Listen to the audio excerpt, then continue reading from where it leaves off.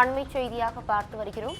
பக்ரீத் மற்றும் வார விடுமுறை முடிந்து மக்கள் சொந்த ஊரிலிருந்து சென்னை திரும்பியதால் போக்குவரத்து நெரிசலானது ஏற்பட்டிருக்கிறது.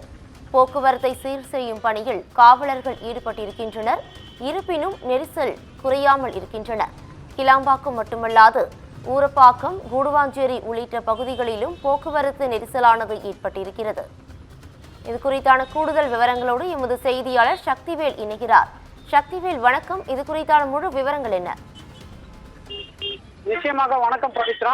கிளாம்பாக்கம் பேருந்து நிலையம் அருகே சுமார் 2 கிலோமீட்டர் தூரத்திற்கு கடுமையான போக்குவரத்து நெரிசலானது ஏற்பட்டுள்ளது.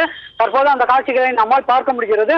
குறிப்பாக பக்ரீத் மற்றும் சனி ஞாயிறு என வார விடுமுறையின் தொடர்ச்சியின் காரணமாக சென்னையிலிருந்து மற்றும் சுற்றுவட்டார பகுதிகளில் இருந்து மக்கள் தென் மாவட்டங்களை நோக்கி கடந்த புதன்கிழமை அன்று முதலே சென்றிருந்தனர்.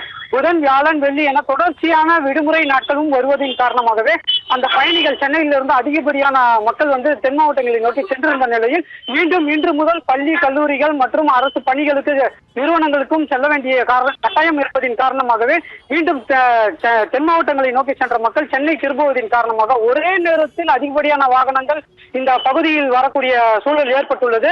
இதனால் கூடுவாஞ்சேரி, வண்டலூர், ஊரப்பாக்கம், கிளாம்பாக்கம் உள்ளிட்ட பகுதிகளில் கடும் போக்குவரத்து நெரிசல் ஏற்பட்டுள்ளது. அந்த காட்சிகளை நம்மால் பார்க்க முடியாது. தொடர்ச்சியாக வாகனங்கள் சாரையாக வரக்கூடிய காட்சிகள் நம்மால் பார்க்க முடிகிறது.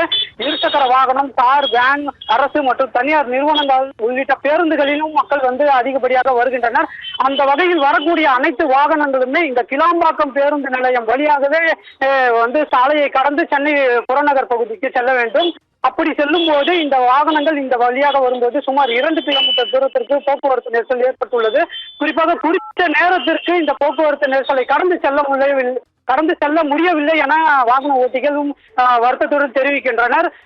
இந்த போக்குவரத்து நெரிசல் காரணமாக வாகன ஓட்டிகளும் கடுமையாக அவதி அடைந்து வருகின்றனர். குறிப்பாக இந்த போக்குவரத்து நெரிசலை சரி செய்வதற்கு ஆங்காங்கே போக்குவரத்து காவலர்கள் பணிபுரிந்தாலும் அதிகப்படியான வாகனங்கள் தொடர்ச்சியாக வருவதன் காரணமாக இங்கு போக்குவரத்து நெரிசல் சரி செய்வதற்கு பெரும் சிக்கல் ஏற்பட்டுள்ளது. பவித்ரா,